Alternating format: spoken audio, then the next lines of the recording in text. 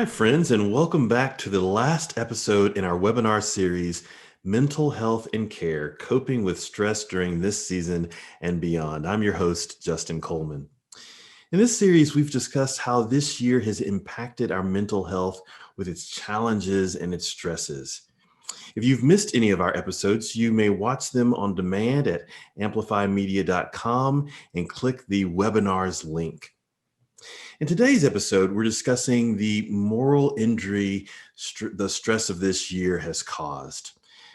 Tragic headlines feel relentless this year. And so we'll be discussing questions like, as people of faith, what should our reaction be? And what toll do these stories of inequality and pain take on us?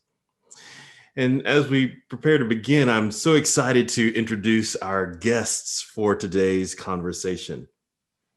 First is Sophia Agtarap, the Director of Communications at Vanderbilt Divinity School in Nashville and a deaconess in the United Methodist Church. Welcome, Sophia.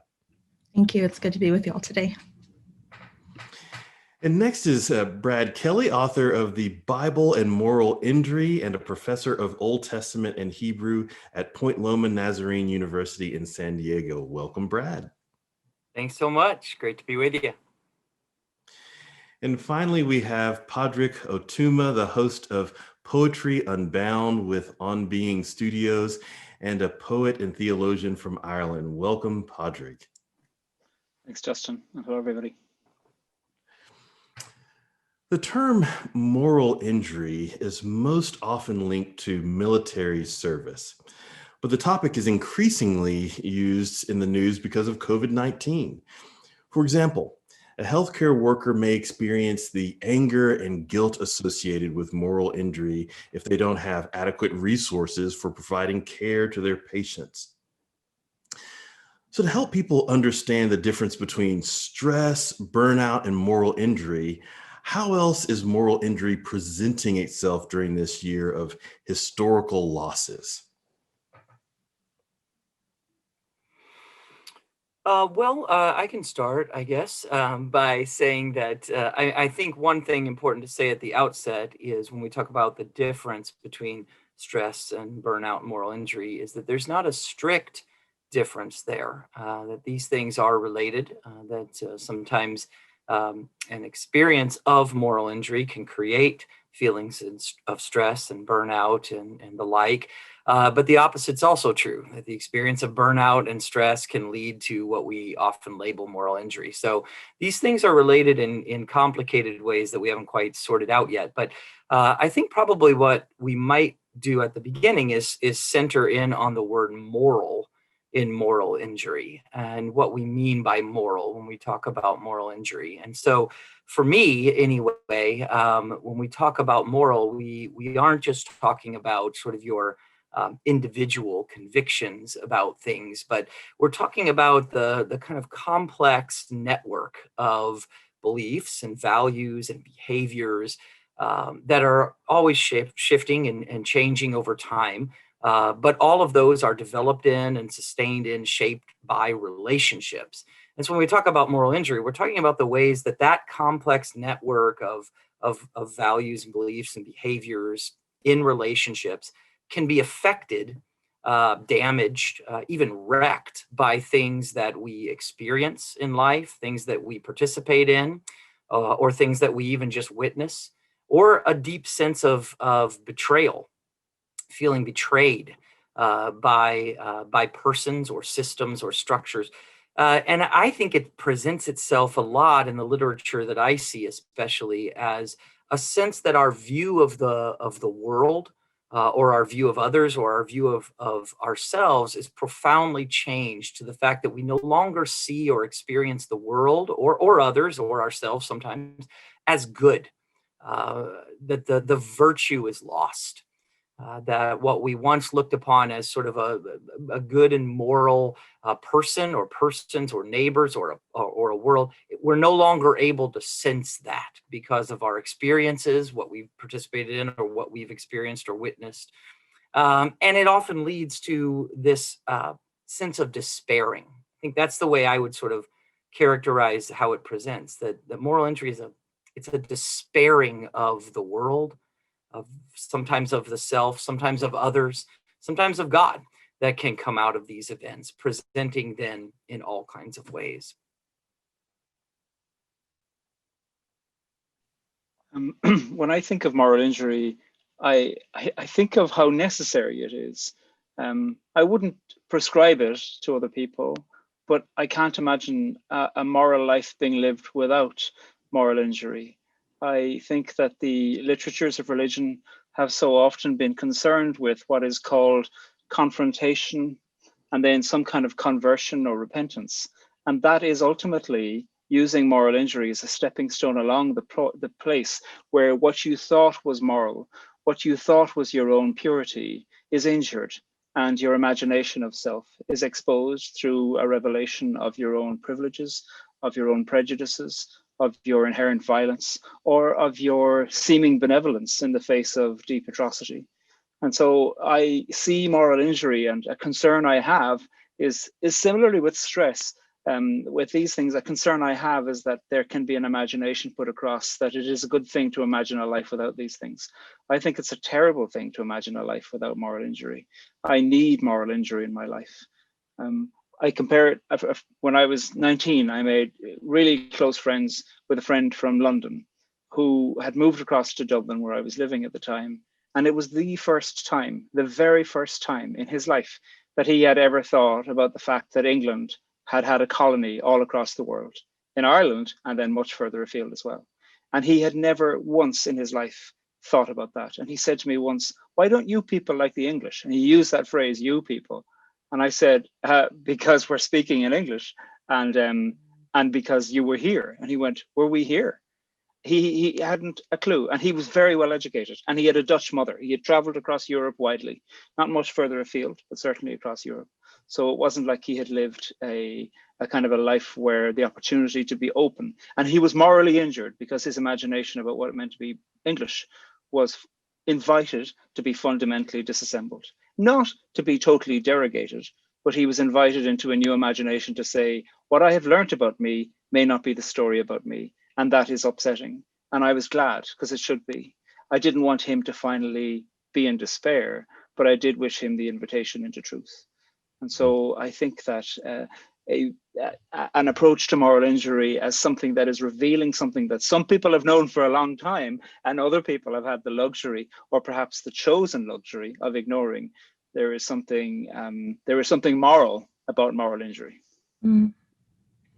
And I'll add to both of your comments that I think one of the ways at least that moral injury is presenting itself during this year of many things, losses for many, but also gains for some, right? When we think about the profit that some have been making at the cost of lives or opportunities that have presented themselves. I think about the dissonance that is revealed or exposed or created between what we have expected of maybe ourselves or individuals or communities or even organizations that we are members of, right? And so for some, it has been a confirmation that their lived reality is in fact accurate, right? What they're experiencing is real. And the disparities that they have experienced are real, and the discrimination and racism and all the ways that we have marginalized one another is real. And for others, things are coming to light that maybe they have noticed glimmers of before, but hadn't fully seen or experienced in the ways that we have seen uncovered in the last, not just like 6 to 8 months, but really the last several years, right?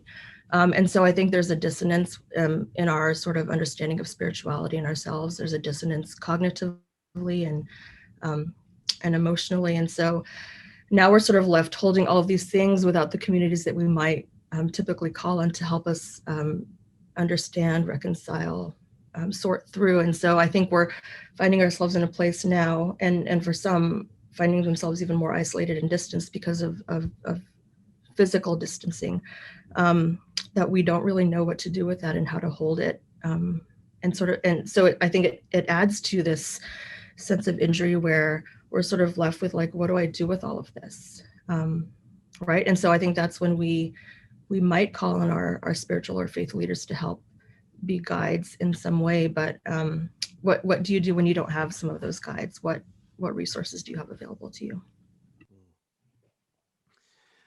love this conversation about how moral injury is Padraig, as you said, an invitation into truth. Uh, for me, that's what this season has done. It has revealed or made very vivid certain truths in our cultures, not only in our cultures across the world, right? And so, for some, as Sophia said, this has been a validation of experience, and then for others, this has been a great time of disorientation. The world I thought I knew, the word that I tried to define for me, or that I allowed others to define for me, this may not be accurate, and how this moving into truth can help to reshape us and form us in useful ways. So another question here.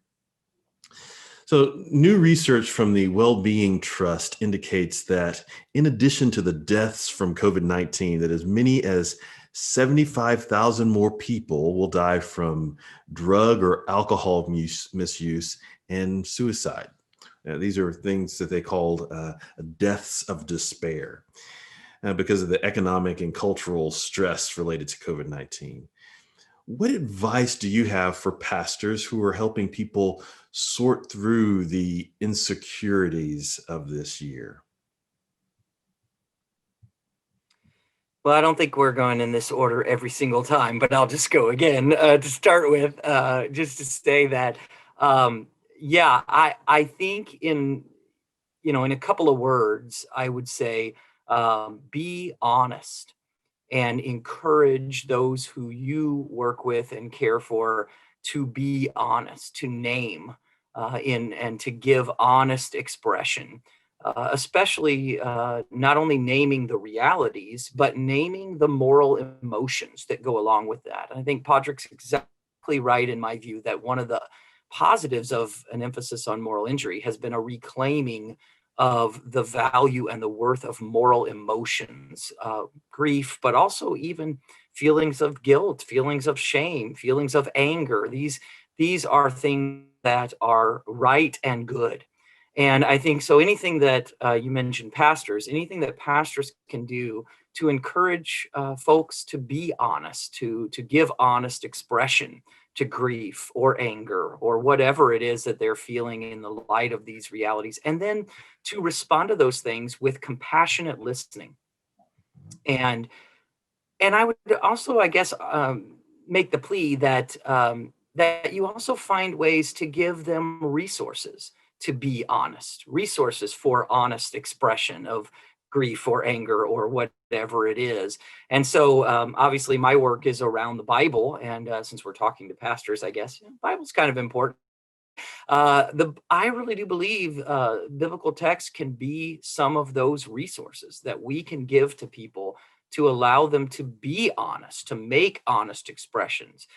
We can show them, for example, talk to them about stories like, for instance, that of King Saul in 1 Samuel, and talk about the effects of moral injury and how these are ancient and very human experiences that people have. Or one that I'm a big fan of, I know we have a poet on the panel, but I will say the biblical lament poetry is a resource that can be given to people to allow them to have language, to name, to give honest expression, and to bring these things in such a way that maybe the goal is to help people build resilience. Resilience is an important term within moral injury discourse, and the building of resilience comes, at least in part, through honesty, honest expression, and the naming of realities and moral emotion. So I hope people will not only take those things seriously, but take seriously the effort to find all kinds of resources. And I do believe the Bible can be one of those to help people move in that direction.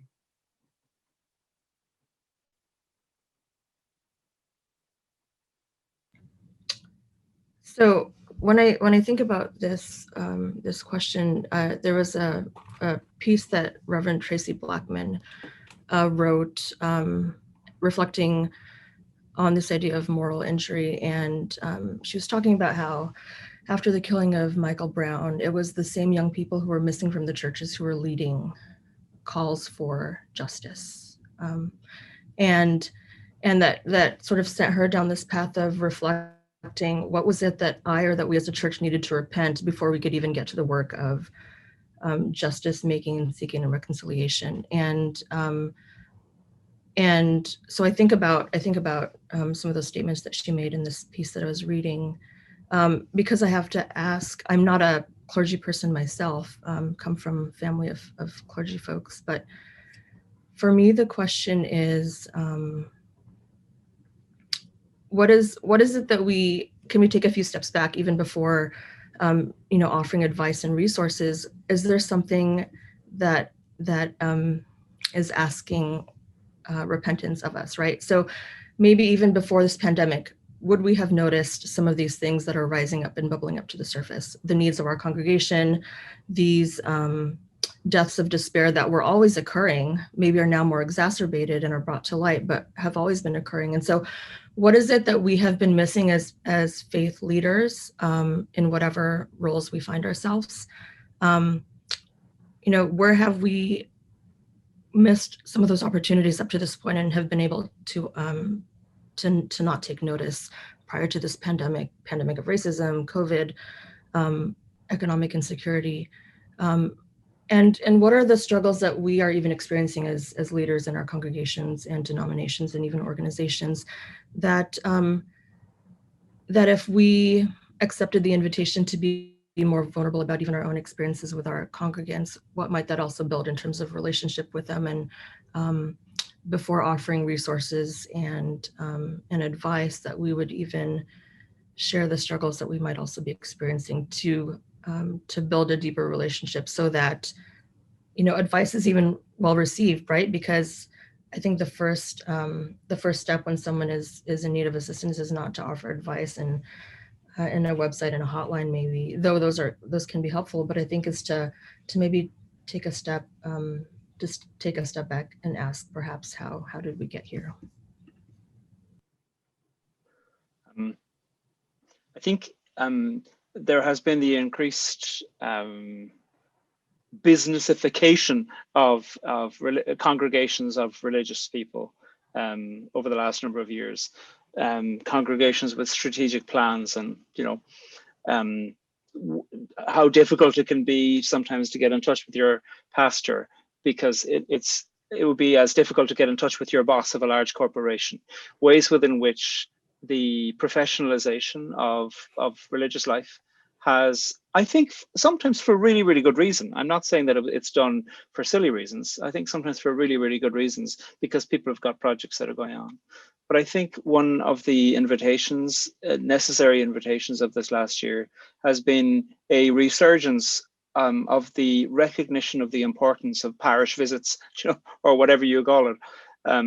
Some people don't have Zoom to be able to hop on a Zoom call, or so finding a way to call around to each other, or to phone, or to text each other.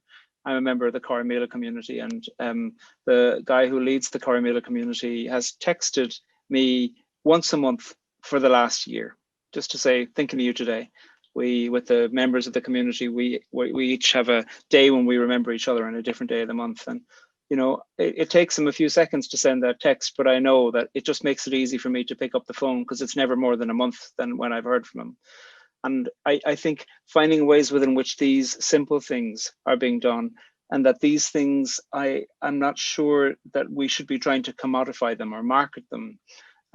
I know some churches have faced parishes have been faced being closed down because some folks within their diocese are watching their figures turning up on Zoom. Well, this parish here had 3 times more than their usual congregation turning up on Zoom before this parish here. Actually, your numbers have gone down.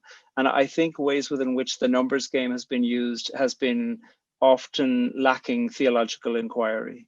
And I think it is to look at the question of what is the metrics of success that we look like in terms of how religious leaders are spending their time.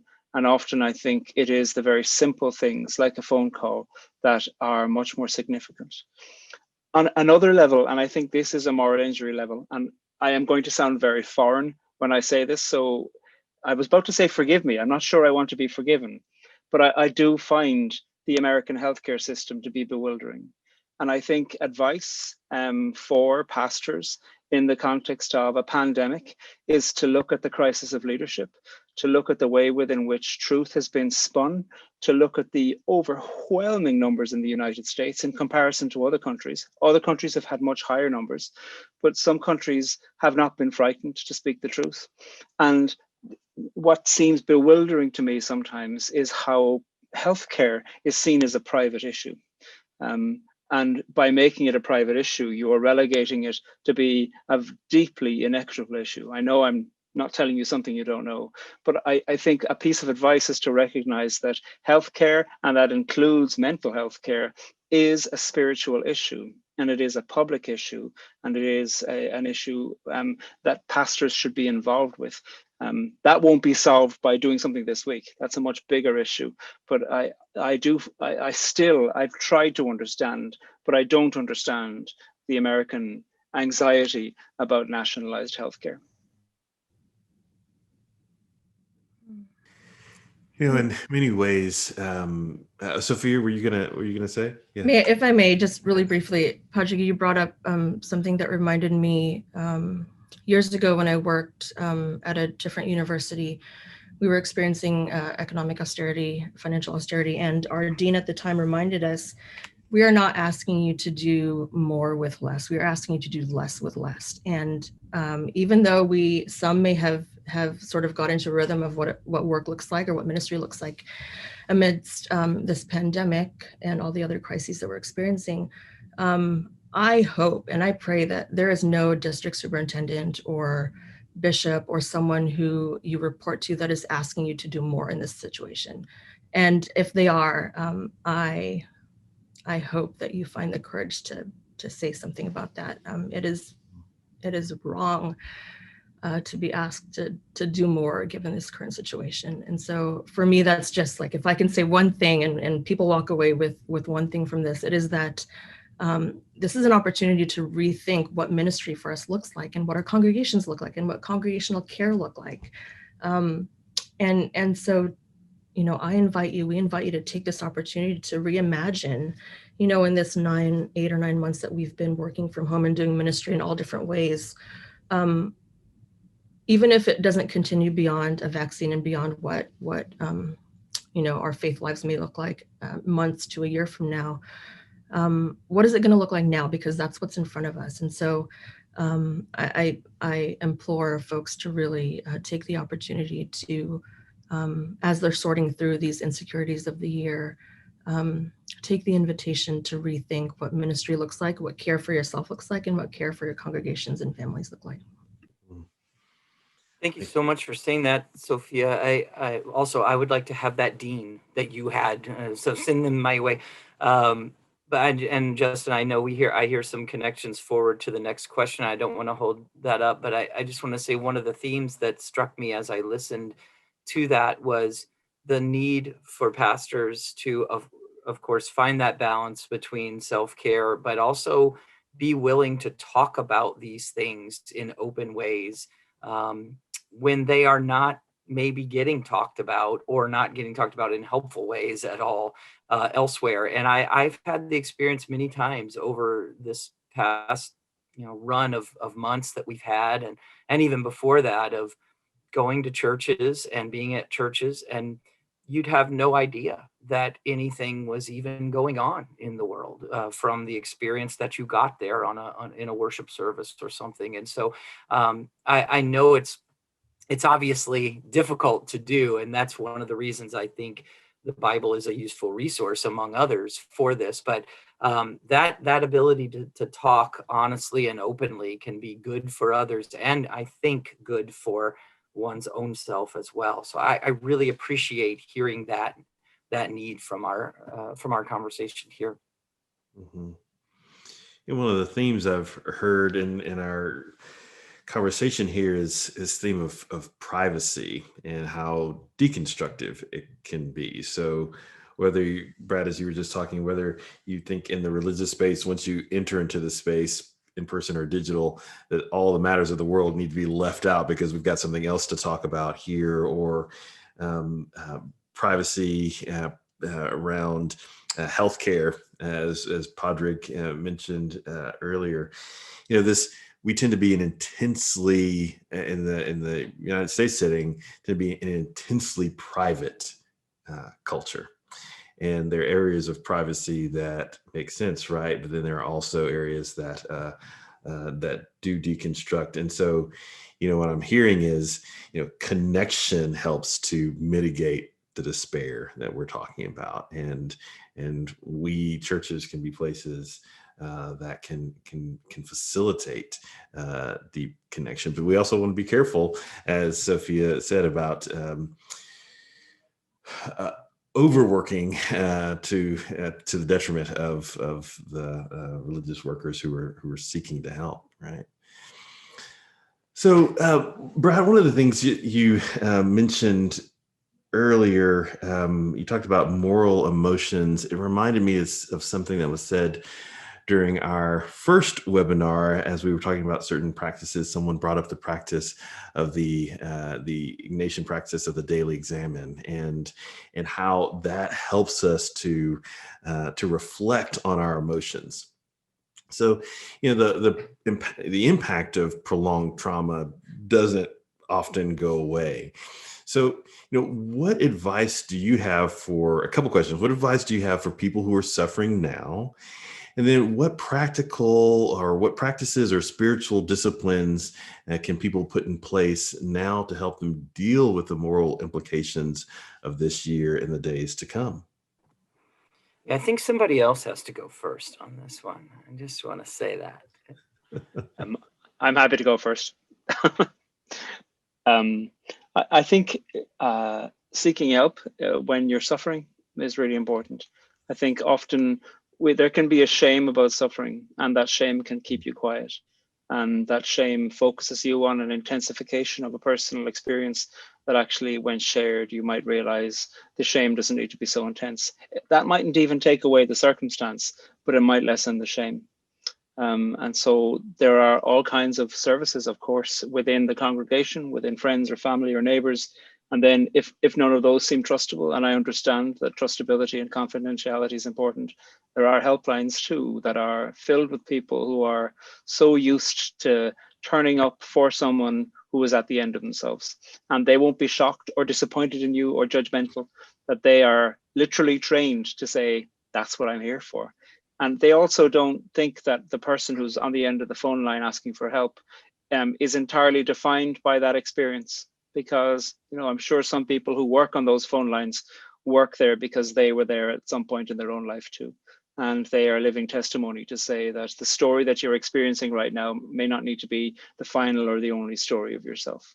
And so I think sharing is, in whatever way, is going to feel safe and trustable. That's really important. And I think another thing that can be really beneficial in terms of support is some kind of ritual. That can be as simple as reading one poem a day.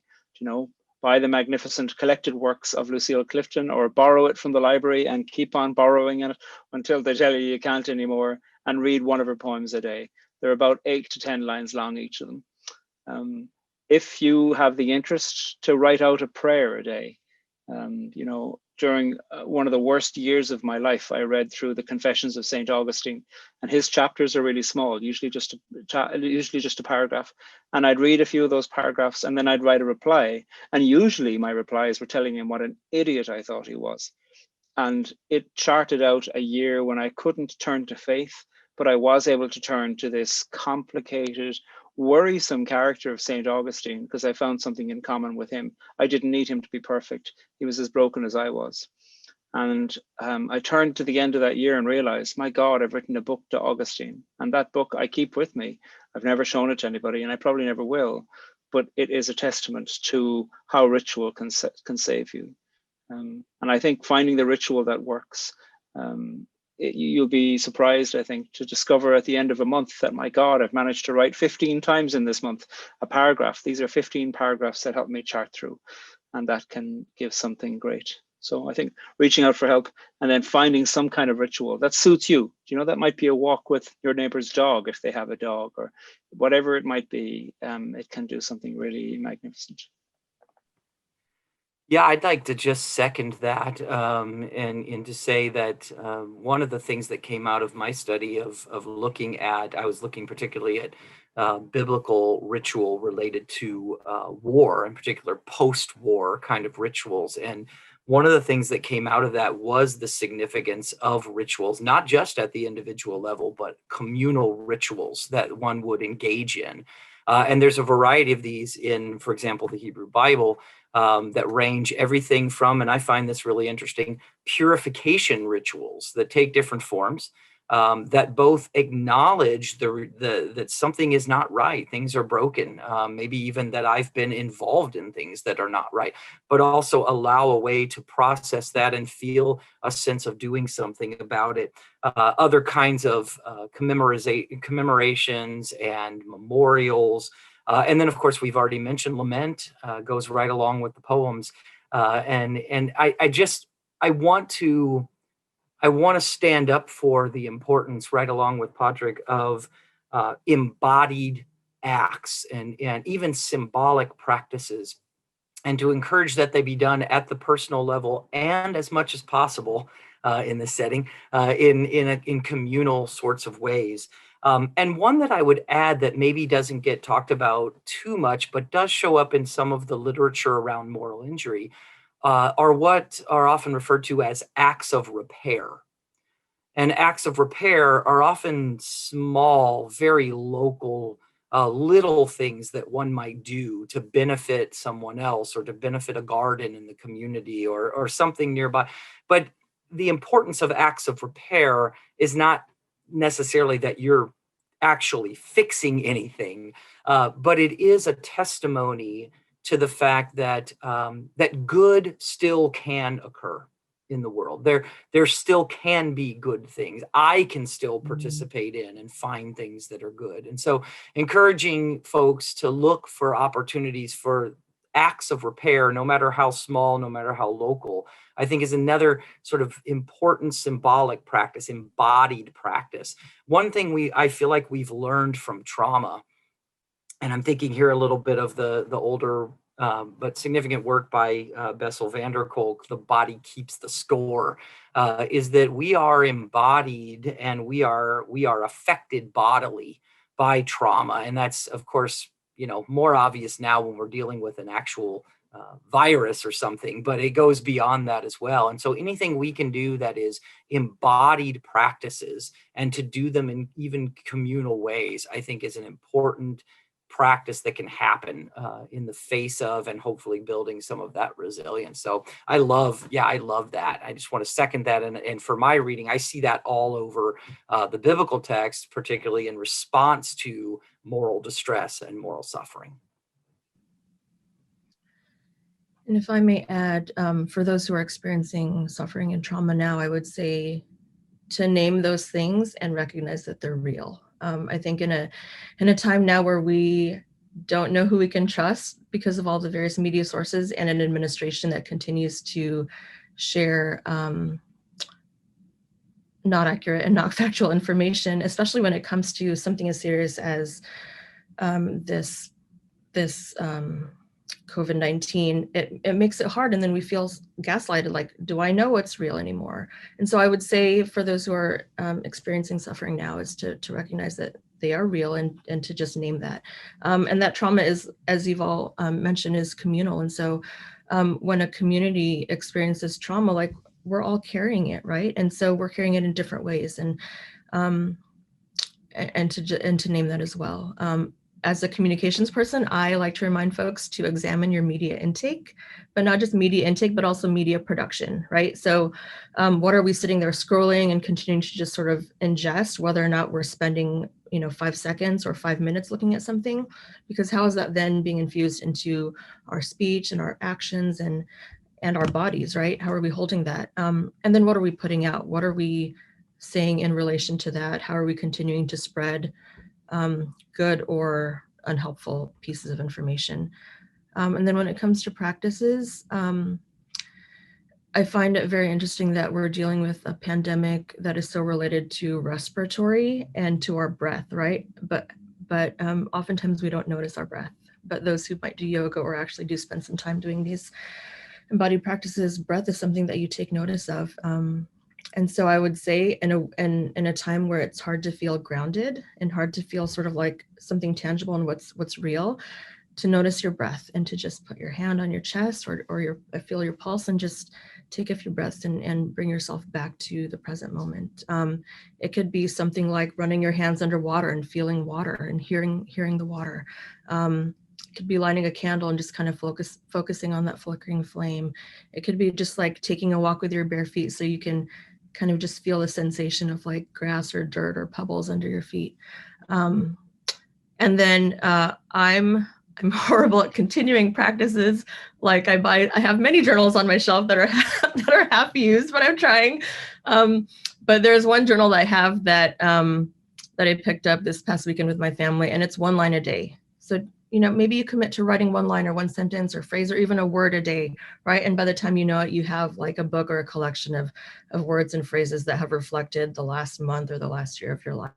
So if any of those are helpful, try them on. And again, all these practices only make sense to do and continue if it's something that is meaningful. And so it's like, we're trying them on for size to see what sticks and what works and what might be helpful for us. And sometimes what's helpful isn't necessarily comfortable, but we kind of live into it as we practice some more, which is really our lives and our life of faith, right? Sophia, thank you for that reminder to give ourselves grace as we engage in these practices. They're supposed to be life-giving, not soul-crushing, right? Right. And the pandemic is probably not the best time to take on these practices because usually we rely on these practices that we've established when we're in moments of crisis. But I think we're grasping for stuff and we're looking for something to cling on to that we hope can kind of carry us and be that thread for the next few months and years for us. Yeah, and Justin, I just want to name that I one of the things that makes a conversation about moral injury in the pandemic so difficult, especially for pastors as we're talking about now, is the fact that when if you read through it, literature on moral injury, again and again and again comes up, community is the key. You communalize morally injurious experiences, you build resilience together, you name honesty. And this is exactly the thing that is, at least in many traditional ways, has been taken from us during this time. And so I've really appreciated what both Patrick and Sophia have said about ways to build community that are new ways. What is that going to look like? How do we do it? But in my view anyway, one cannot read hardly any literature about moral injury or any kind of moral suffering or moral distress without hearing the word community is the key. Communalizing is the key. And so I just, my heart goes out to folks and especially pastors who have had that communal piece is so difficult to navigate now. But I do feel like its importance, it remains where its importance has always been. And so I hope we can continue to work on that in some ways. Can I add one more thing? I'm sorry. Yes, please. Brad, you said something that reminded me too, based on observations and being the sister and daughter of clergy folk, that this moment where pastors and church leaders have had to redefine even sort of their identity, right? Their pastoral identity. Who am I as a leader, as a leader of this congregation? And I think there is some trauma and suffering associated with that, because for not everyone, but for many, who you knew yourself to be and your role with a particular congregation or faith community or organization has significantly changed. And for some, they're finding it very hard to pivot and say, well, who am I now?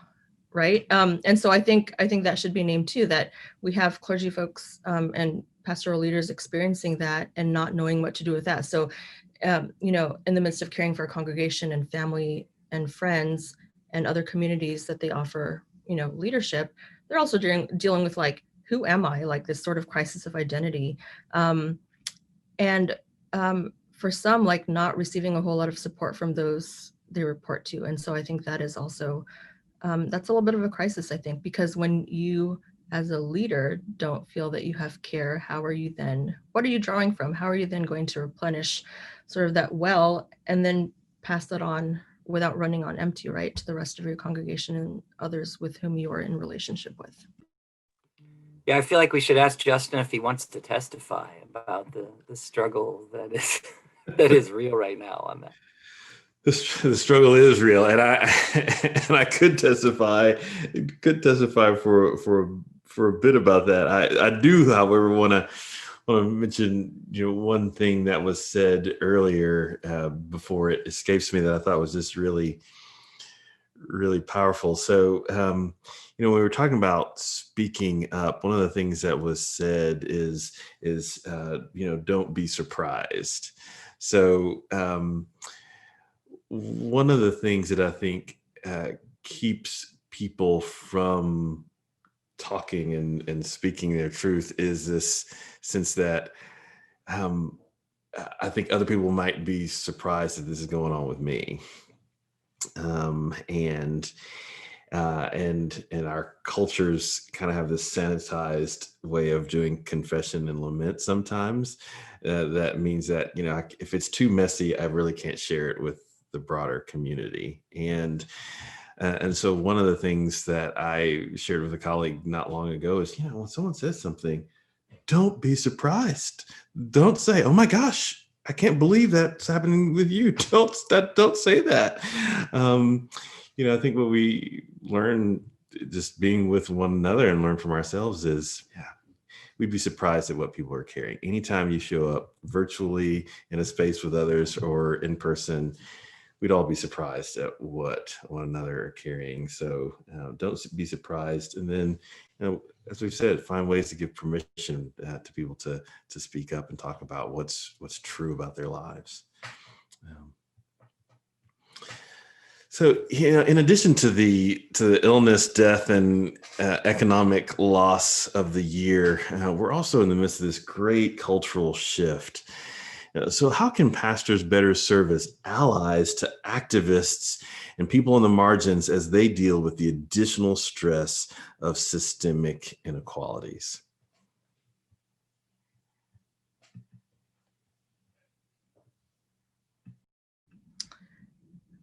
I have so many thoughts, but I will try to make them comprehensible. So one of the things that I have noticed and have been glad for is more attention to conversations around race and equity, conversations that should have continued to happen for many, many, many years, but unfortunately, because of the killings, especially in the last few months, they have been uncovered, and that conversation is now at the forefront, or kind of getting to the forefront of organizations and churches. And there was a conversation I had with someone, and so I'll preface that with, there's an assessment that I am qualified to administer called the IDI. It's the Intercultural Development Inventory. It's an assessment of one's capability to culturally appropriately kind of move and navigate these spaces where cultural difference and similarities need to be bridged. And so it's taken by higher education, Fortune 500 companies, congregations. And so in doing more of that work recently, I've had conversations with some church leaders who, will say, I have church members who continue to say, I don't see color and I don't see race. And, that's become increasingly more prevalent. Not that it didn't exist before, but I think more folks are having those conversations. And I think as bishops and district superintendents and church administration leadership are realizing that is a conversation that has to go like lockstep and hand in hand with any ministry that we do. Like, we can't do ministry well if we don't have good cultural understanding and a good language and a good sort of like framework to even understand our biases, right, and uncover these implicit biases. And so I think that as we are striving to be better pastors and leaders and allies, we have to address these issues of inequity and inequality. And, sometimes I wish we would just throw out the word diversity, because I don't think we know what that means, right? We use it all the time, but when we look at our budgets, when we look at our programming, when we look at who are the faces on our leadership, even just like quick glance, right? You can probably tell this. I was chatting with someone, they're like, yeah, I noticed it even more now, because on a Zoom call, all I see are white faces, right? And if it wasn't apparent before, it's apparent now. So I think we have to address, like, how can you not see, like, it's visually, literally in front of you now, if you didn't know it before. And we can't be good allies, and we can't continue to do this work related to addressing and dismantling inequity, inequality, if we don't also recognize that work and see how that has infused itself and lodged itself, like, into our ministries, right? When we look at our budgets as moral documents, is that reflective of the things that we say we care about? And if it's not, there has to be a very deep re-examination. And yes, it's hard work. And yes, we already did our budget and it's going to set us back a few months. Well, then do it, like, it's better to do it now than like 3 months from now. So I think there are a lot of those types of conversations that are uncomfortable that we also have to deal with if we truly want to be allies and better, not just pastors, but better people in the world. Mm-hmm.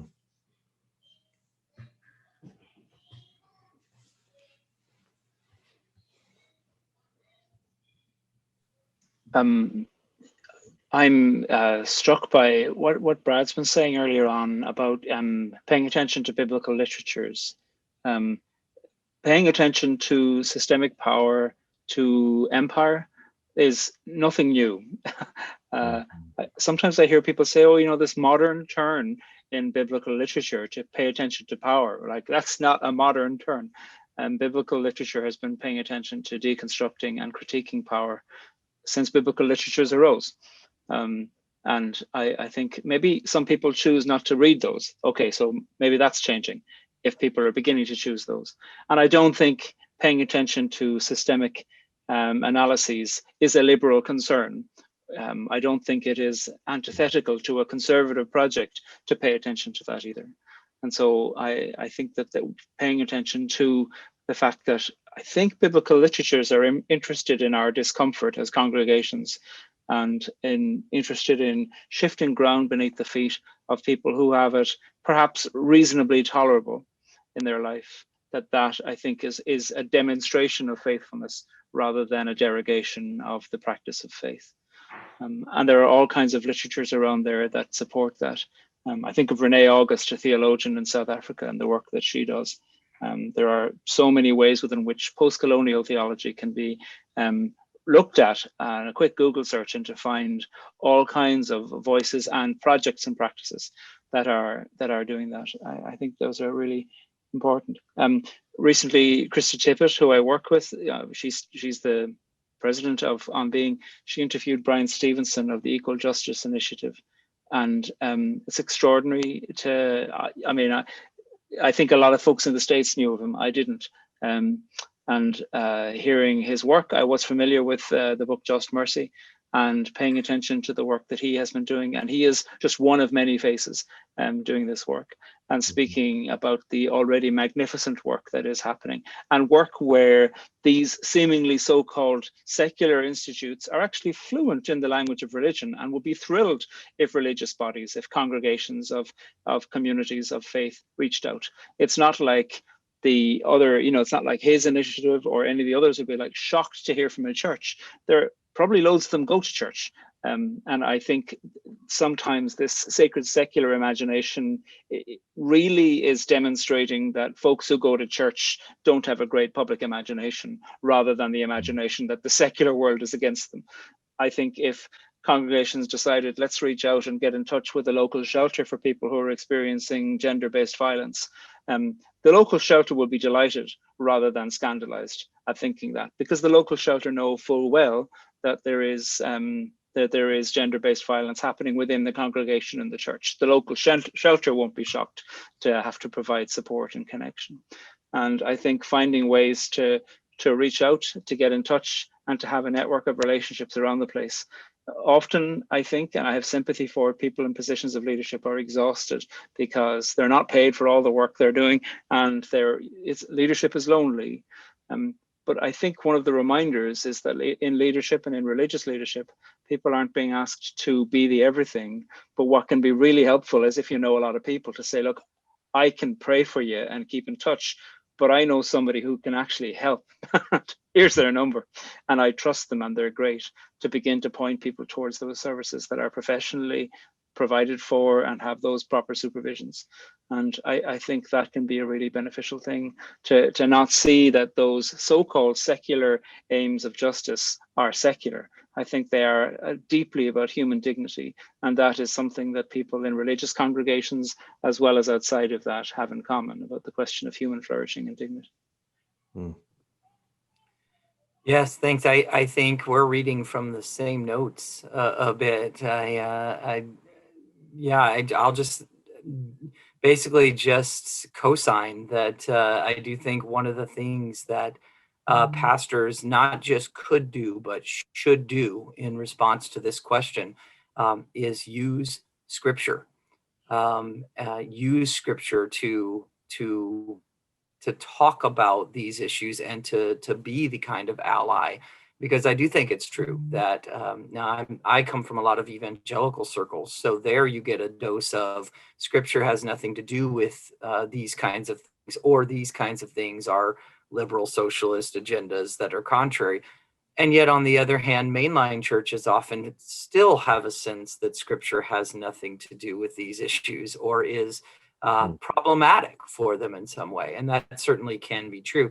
But I do think there's something powerful about saying, as Podrick did, this is not new. This is at the core of what biblical texts are. So my advice is take up the texts that have to do with social justice, economic justice, race and ethnicity issues, imperialism, and so on. Take those up. Talk about the Exodus stories. Talk about the prophets, Micah and Amos. Talk about the Sermon on the Mount, and help people understand that these issues are part not only of Scripture, but part of what it means to be a part of the people of God in the world. And they're not foreign to it, and they're not inimical to it. So I do think, again, it takes work. There are problematic elements to the text of Scripture for these things. There's no doubt about that. But with that work, I think it can be a way to draw people into being allies and participating in this work that might otherwise be somewhat resistant to it. I want to ask just a final question, or a final couple questions here. So to end our conversation, what other signs of moral injury should pastors look for when serving people who are harmed by the injustice and losses this year is presented? And how can they better serve these people? How can they better protect themselves from moral injury? I can start a little with that, just to say that within the literature on moral injury, there's quite a bit of signs that are often talked about, and some of them I think are things we can look for. They talk about, for example, seeing negative changes in behavior or ethical behavior or attitudes, or a loss of spirituality. Feeling that coming from experiences. One that's talked about a lot, which I find interesting, is a sense of reduced trust in others, reduced trust in social contracts, things like that, as a sign of these experiences. Of course, we can talk about guilt and shame and other moral emotions that might be a part of that, but isolation, failed relationships, inability to engage along those lines, or a fear to engage along those lines, can all be signs of moral suffering and moral distress. And the other one, despair. Despair comes up a lot in this literature. Again, as I mentioned earlier, that despairing of the world, despairing sometimes of the self, despairing of others. So I would suggest that there are some of these signs that might be more prevalent than others, but something that can be watched for. And then how to serve others and protect yourself at the same time. What a great question. I think we've heard some really good things on that already. I appreciated what both of my colleagues have said. I think, for me, it's that honesty piece, helping people be honest, knowing they can be honest, showing them it's not new. This kind of moral distress and moral suffering is ancient, and it is at the core of who we are as human beings.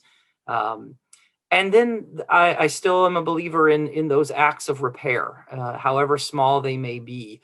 What are some of those acts that help to restore a sense of goodness, and that there can be good that can occur in my life, in the world, as it may go, but especially acts that can in some way be done together, which I know is a challenge in this time, but somewhere around there, I think there's importance in those acts of repair, however small they may be.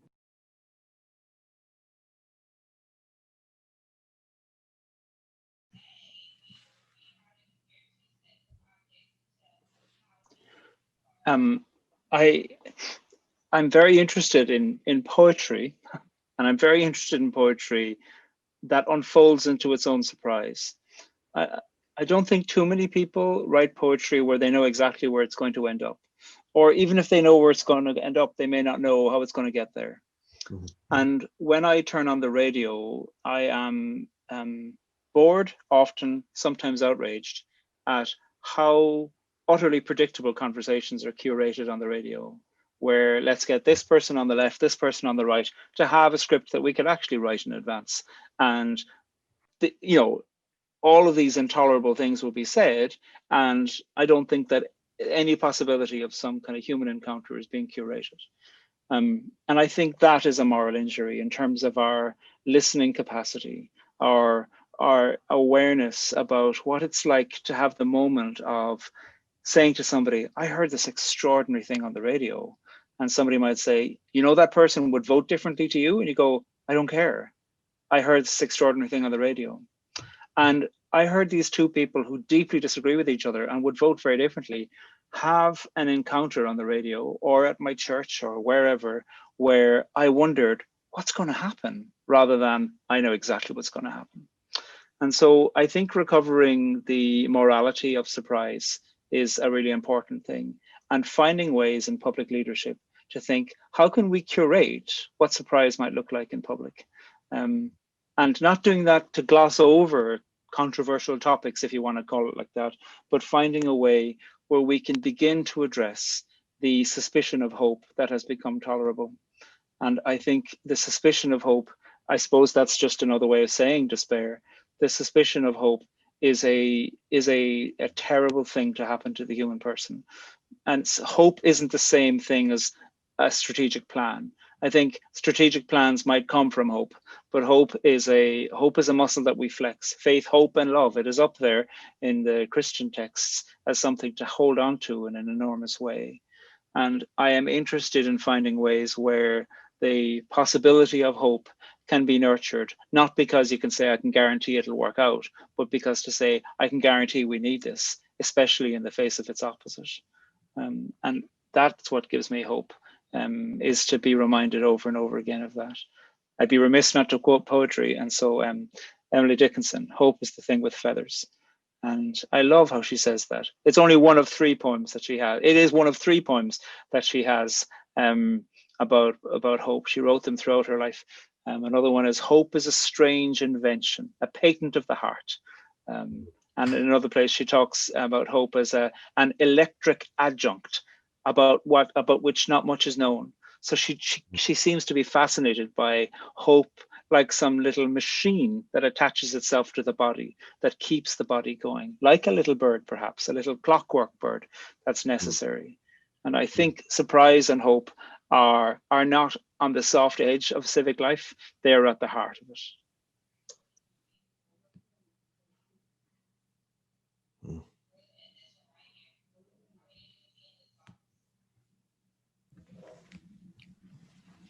I want to just end on that and not not edit anything else, but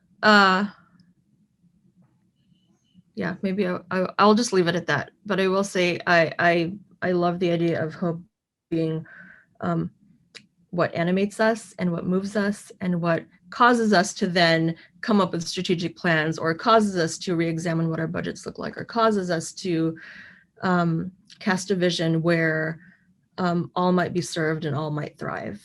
And if we can agree to that and then work out the details later, what a different church we might have, what a different organization we might have, what a different world we might live in. Padraig, is suspicion of hope a quote, or is that you?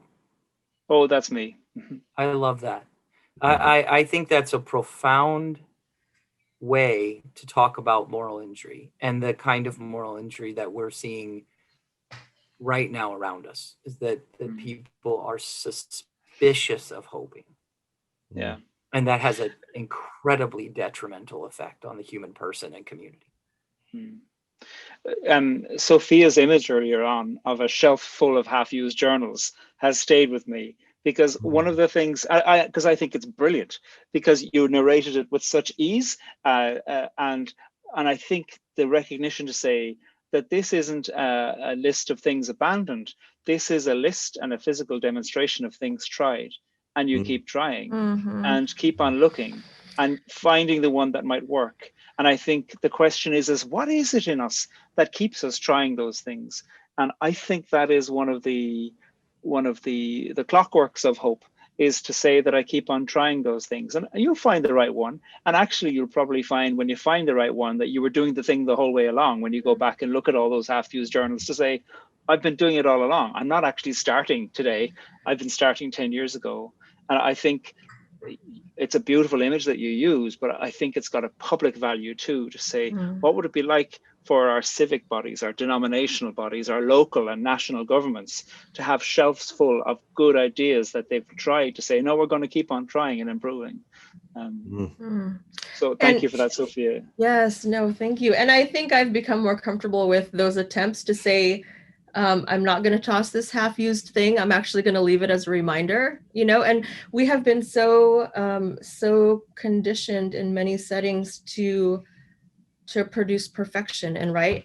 And I think those who work in these, social justice circles will say that is a characteristic of like white supremacy, because we're about perfection and production and these particular notions of what good work looks like.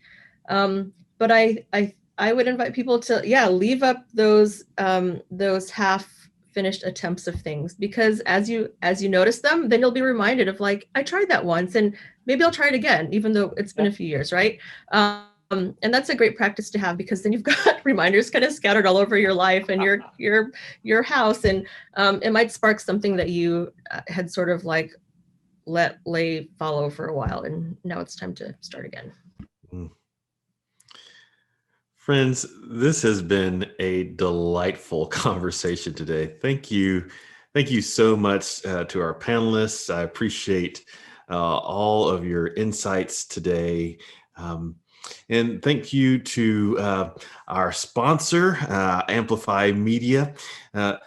This episode will be available on demand now to watch, along with all the episodes from the series at amplifymedia.com. I hope this series has been as valuable to you as it has been for me. Thank you for joining us today. I wish for you truth, surprise, hope, justice, peace, and kinship, and blessings as you navigate these unusual times and beyond. Thank you and blessings.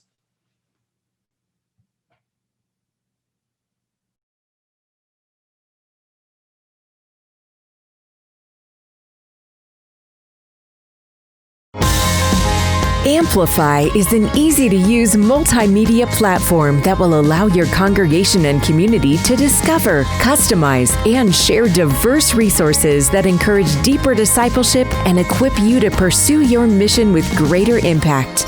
Your church can engage with Amplify on one of 3 successive tiers. In the basic tier, your church will have access to thousands of hours of biblically based content that address a vast assortment of topics, and all of your content is available on iOS and Android devices and streams directly on Roku and Fire TV. The whole experience is simple and intuitive, meeting your community where they already are. The premium tier affords all the features of the basic tier, but increases the level of customization. You can show only what's relevant to your church or provide access to it all. The choice is yours. You'll also be able to brand the channel specifically to your church, and you'll have access to live stream services, publish your own resources, and enable other Amplify users to view your custom content. You can even embed portions of the platform onto your church's current website, creating an immersive, comprehensive experience for your church members and visitors. Finally, the custom tier provides all of the technology needed to make Amplify the digital home of your church. Not only will your church be able to apply your brand across the platform itself, but also all apps will be able to be branded as your own. You'll even be able to program your own broadcasting channel, providing your congregation live access to continuous programming. Give us a call today to begin reaching more people in more places with resources that share the love of Jesus and inspire faithful discipleship and service.